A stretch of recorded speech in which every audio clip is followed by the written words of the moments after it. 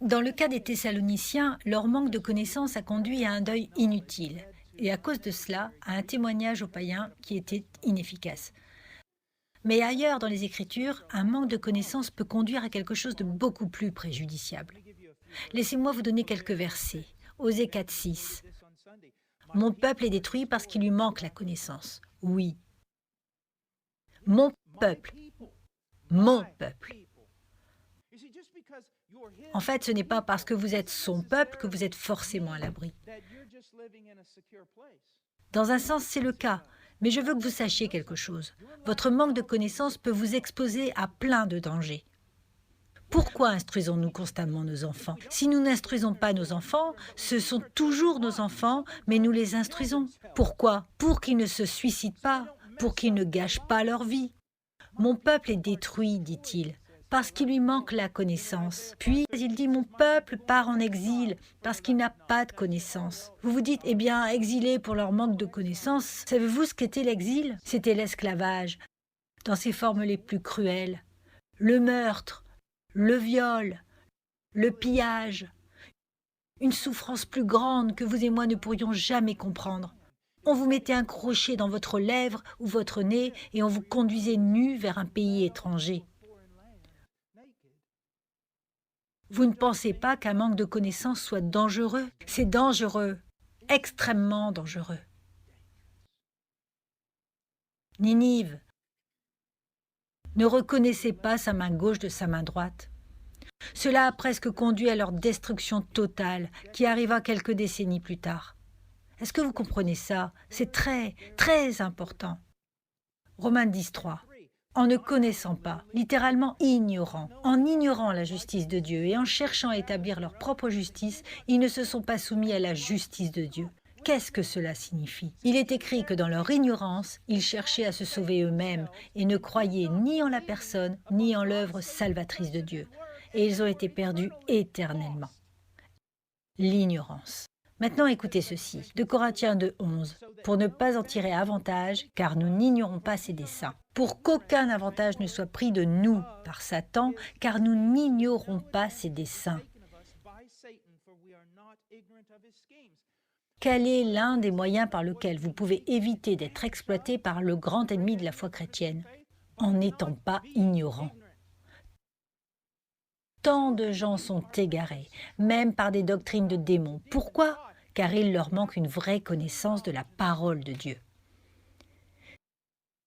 Si quelqu'un vient ici avec une grande piété, cela ne veut pas dire qu'il vienne de Dieu. Si quelqu'un vient ici avec de grands miracles, cela ne veut pas dire qu'il vienne de Dieu. Si quelqu'un vient ici avec une personnalité exubérante qui vous fait douter de votre propre amour de Dieu par comparaison, cela ne veut pas dire qu'il vienne de Dieu.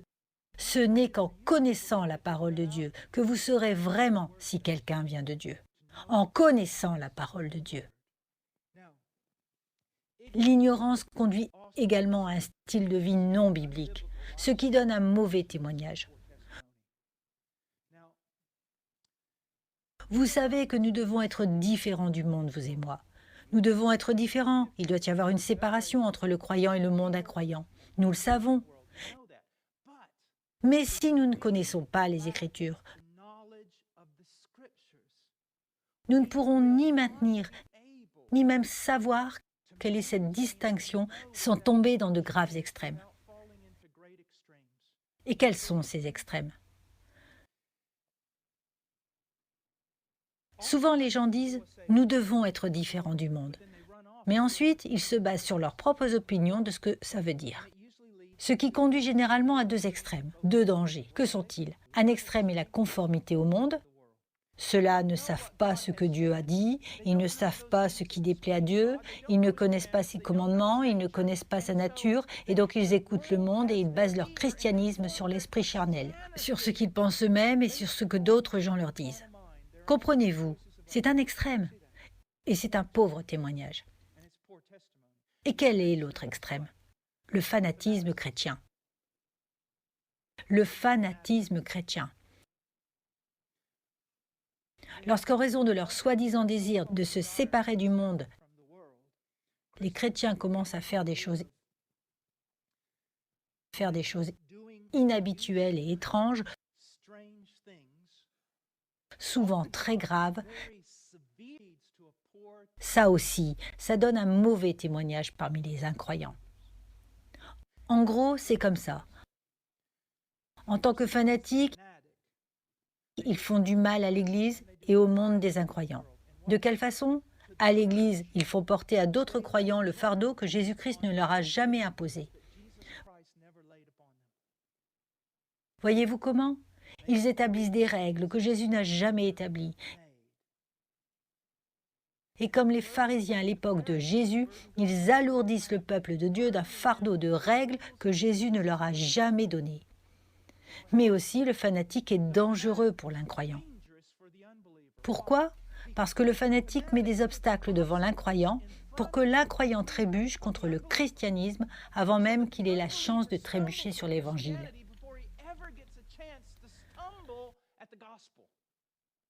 La seule chose qui devrait faire trébucher l'incroyant est l'Évangile que nous proclamons. Comprenez-vous cela? Mais il arrive souvent que nous déposions l'Évangile, puis tout un ensemble de règles, puis un ensemble de nuances et toutes sortes de choses différentes. Ils trébuchent et disent « c'est fou ça ». Et ils ne trébuchent jamais contre ce qu'ils devraient trébucher, c'est-à-dire l'Évangile de Jésus-Christ. C'est pourquoi dans cette Église, nous pouvons être différents de nombreuses manières et avoir des expressions différentes parfois. Mais laissez-moi vous dire quelque chose, cela ne peut être toléré. Ce que nous devons proclamer, c'est Jésus-Christ crucifié et ressuscité d'entre les morts. Et c'est en cela que réside notre espoir et l'espoir du monde. Pas dans quelques petites bizarreries ou nuances que nous pourrions avoir. Jésus-Christ. Maintenant, je veux dire ceci aussi. Souvent, nous considérons l'ignorance comme un handicap et nous considérons la personne ignorante comme une victime. Est-ce vraiment le cas? Nous ne le considérons pas tellement comme un péché. S'ils ne savent pas quelque chose, c'est un handicap. Ils sont victimes de leur manque de connaissances. Mais la Bible ne le voit jamais de cette façon. Bon, voici, nous sommes tous nés dans le christianisme comme des enfants. Immatures, capables de faire des choses extraordinairement ridicules. Mais dans les Écritures, aucun de nous n'est censé rester ainsi. Notre ignorance des choses de Dieu doit progressivement être remplacée par la vraie connaissance de Dieu. Et si ce n'est pas le cas, la Bible nous en rend responsables. Pourquoi? Parce que nous avons reçu la capacité de le connaître et de connaître sa volonté. J'ai connu dans ma vie des esprits extraordinaires. J'ai dit au sujet de certains hommes qu'ils avaient plus de connaissances de Dieu dans leurs petits doigts que moi dans tout mon corps, et c'est vrai. Et ils semblent comprendre des concepts que je ne peux même pas commencer à comprendre. Je ne dis pas que tous les croyants ont le même niveau de connaissance et de perspicacité, mais ce que je dis, c'est que tous les croyants ont la faculté de connaître suffisamment à propos de Dieu et de sa volonté pour vivre de la plus belle manière, de la manière la plus glorieuse et sainte.